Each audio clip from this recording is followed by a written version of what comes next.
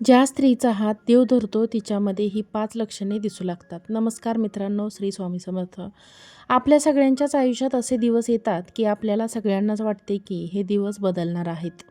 तर तसे आकाश बदलल्याशिवाय वादळ येत नाही आणि गार हवा सुटल्याशिवाय पाऊस पडत नाही. तसेच नशीब बदलण्यापूर्वी स्त्रीच्या आयुष्यात काही खास गोष्टी घडू लागतात. आजच्या या व्हिडिओमध्ये मित्रांनो, आपण अशाच 6 महासंकेतांबद्दल सविस्तर जाणून घेणार आहोत, जे प्रेमानंद महाराजांनी सांगितले आहे. जर तुमच्या आयुष्यातही यातले संकेत दिसत असतील तर समजून जा की तुमचे भाग्य आता सोन्यासारखे चमकणार आहे. हा व्हिडिओ शेवटपर्यंत नक्की पहा, कारण शेवटचा संकेत तुमच्या जगण्याचा दृष्टिकोन बदलेल. पहा, हा संकेत म्हणजे तुमच्या आयुष्यात सर्वात काही उलटे आणि विस्कळीत होऊ लागते. हा संकेत सर्वात आधी मिळतो आणि माणसाला सर्वात जास्त संभ्रमात टाकतो. जेव्हा तुमचे भाग्य बदलणार असते, अगदी त्याच काही काळाआधी तुमची चाललेली कामे अचानक रेंगाळू लागतात. जे नातेवाईक किंवा जे मित्र चांगले वागत होते त्यांच्याशी अचानक खटके उडू लागतात. पैशांचे गणित कोलमडते. अशा वेळी कोणत्याही स्त्रीला वाटू शकते की मी तर काहीच वाईट केले नाही, मग अचानक माझ्यासोबत हे सगळे का घडत आहे. पण यामागचे खरे सत्य खूप वेगळे आहे. जेव्हा देवाला तुमच्या आयुष्याची इमारत नव्या जोमाने आणि सुंदर पद्धतीने उभी करायची असते, तेव्हा ते आधी जुन्या कुजलेल्या गोष्टी बाजूला करतात. जसे की एखादे जुने घर पाडून तिथे नवा राजवाडा बांधायचा असेल, तर आधी जुन्या भिंती तोडाव्या लागतात. ते तोडलेले तात्पुरते दुःख वाटते, पण त्याच तोडफोडीत एका नव्या घराचा पाया बांधलेला असतो. त्यासाठी तुमच्या आयुष्यात सगळ्या गोंधळ सुरू असेल तर घाबरू नका. असाच गोंधळ सुरू असेल तर घाबरू नका. देव जुने आणि निरुपयोगी रस्ते बंद करत आहे, कारण ते तुमच्यासाठी नवीन आणि मोठे रस्ते उघडणार आहे. दुसरा संकेत, मनात अचानक बदलाची एक गहरी तडप किंवा बेचैनी निर्माण होणे. हा संकेत खूप सुंदर आणि आध्यात्मिक आहे. जसे एखाद्या स्त्रीचे नशीब पालटत असते, तसे तिच्या घरात मनात सध्याच्या परिस्थितीबद्दल एक असंतोष निर्माण होतो. तिला आतून जाणीव होऊ लागते की मी जे काही आयुष्यात आता जगत आहे, मी यापेक्षा खूप काही मोठे बदल करू शकते, खूप पुढे जाऊ शकते. तिला तिच्या जुन्या सवयी बदलायच्या असतील तर काहीतरी नवीन शिकण्याची आणि स्वतःच्या पायावर उभे राहण्याची किंवा स्वतःमध्ये सुधारणा करण्याची एक तीव्र इच्छा निर्माण होते.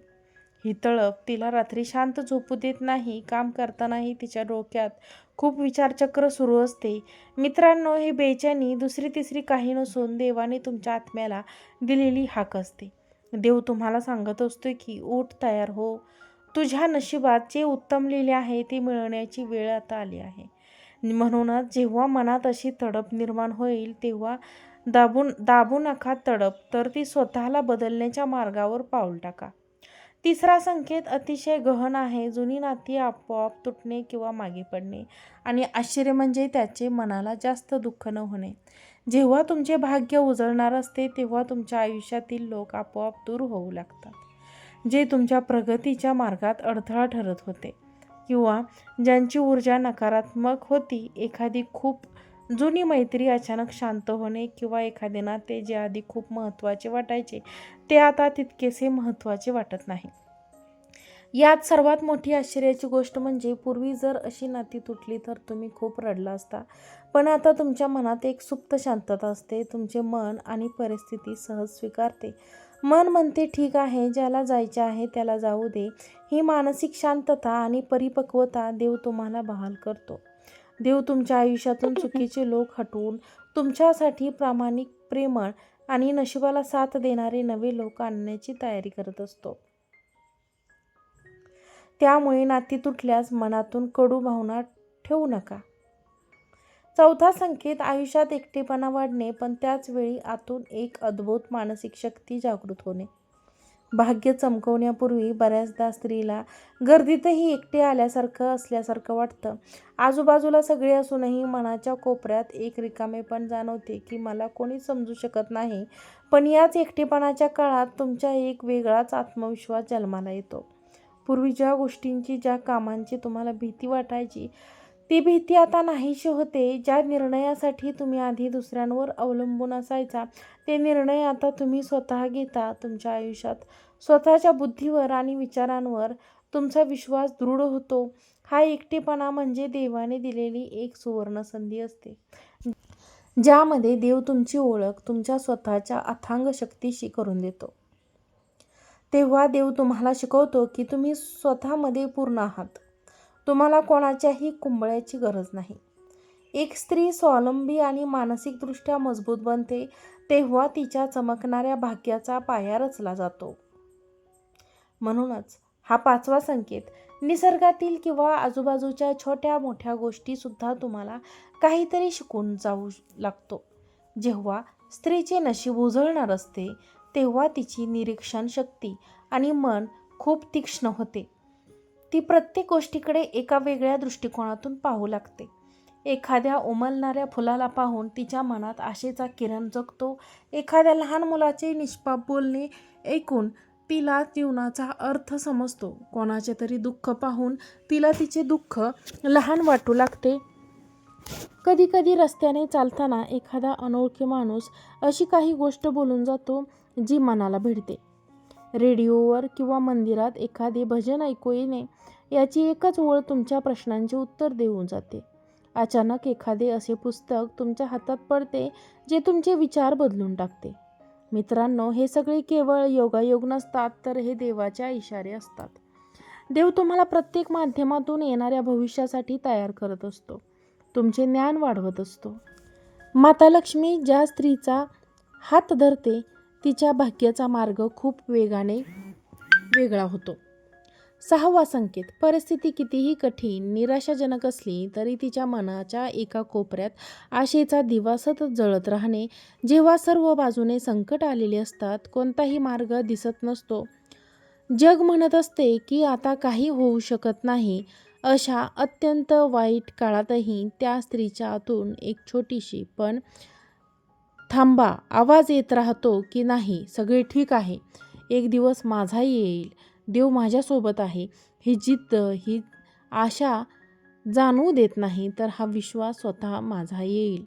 देव माझ्यासोबत आहे ही जिद्द, ही आशा जग देत नाही, तर हा विश्वास स्वतः देव तुमच्या मनात निर्माण करतो. जेव्हा जेव्हा देव तुमच्या मनात ही आशेची ज्योत जिवंत ठेवतो, त्याचा स्पष्ट अर्थ असा होतो की तुमच्यासाठी काहीतरी अत्यंत मंगलमय आणि मोठे घडणार आहे. हीच ती आशा आहे जी तुम्हाला देवाशी जोडून ठेवते. आपल्या पुराणात कुंती मातेचे उदाहरण पहा. त्यांच्या आयुष्यात दुःखाचा डोंगर कोसळलेला होता, पण पांडवांना घेऊन त्यांनी आयुष्यभर संघर्ष केला. पण कुंती मातेने कधी आशा आणि देवावरील विश्वास सोडला नाही. त्यांना माहीत होते की भगवान श्रीकृष्ण त्यांच्या पाठीशी आहेत आणि याच अचूक विश्वासाने शेवटी पांडवांना विजय मिळवून दिला. कुंती मातेची ती आशाच त्यांच्या भाग्याची सर्वात मोठी ताकद ठरली. आज जी स्त्री संकटात आशा टिकवून ठेवते तिचे भाग्य चमकते. प्रेमानंदजी महाराज म्हणतात की या सर्व संकेतांनी मिळून एक अशी स्त्री तयार होते जी मोडून पडली तरी ती पुन्हा खंबीरपणे उभी राहते. जी या बदलांना घाबरत नाही, ती एकटेपणा स्वतःला शोधते आणि ती कधीच हार मानत नाही. अशा स्त्रीच्या नशिबाची कोंडी कोणीही करू शकत नाही, कारण तिचा हात स्वतः देवाने धरलेला असतो. पण इथे एक गोष्ट समजून घेणे खूप गरजेचे आहे. बऱ्याच स्त्रिया विचार करतात की नशीब म्हणजे केवळ नशिबात जे लिहिलं आहे तेच घडणार, आम्ही काहीच करू शकत नाही. पण हा अर्धाच विचार आहे. स्त्रियांनो, नशिबाचे उत्तम नशिबात लिहिलं आहे ते काहीच करू शकत नाही, पण हा अर्धाच विचार आहे, कारण नशिबात जे उत्तम लिहिलं आहे ते मिळवण्यासाठी आपल्याला स्वतःला पात्र आणि तयार करावे लागते. भगवान श्रीकृष्णांनी गीतेमध्ये सांगितले आहे की जो मनुष्य आपले कर्तव्य पूर्ण प्रामाणिकपणे करतो त्याला देवसुद्धा पुढे घेऊन जातो. म्हणजे भाग्य आणि कर्म हे दोन्ही एकत्र काम करतात. जेव्हा तुम्ही या संकेतांना ओळखता आणि योग्य दिशेने कष्टकर्म करू लागतात तेव्हा तुमचे भाग्य दुप्पट वेगाने चमकू लागते. जर तुमच्या आयुष्यात ही संकेत दिसत असतील तर तुम्ही काय केले पाहिजे हे 6 नियम लक्षात ठेवा आणि बदल स्वीकार करा. परिस्थितीला बदला असे घाबरून जाऊ नका.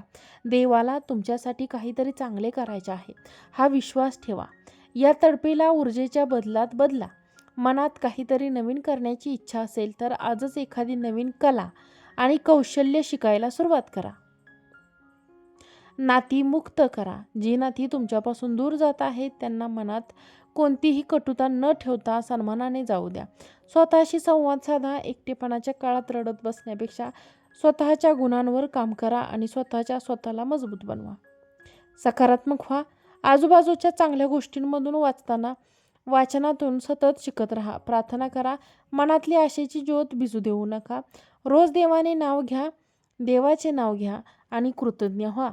शेवटी मला माझ्या सर्व लाडक्या मैत्रिणींना आणि मित्रांनो मनापासून एकच गोष्ट सांगायची आहे.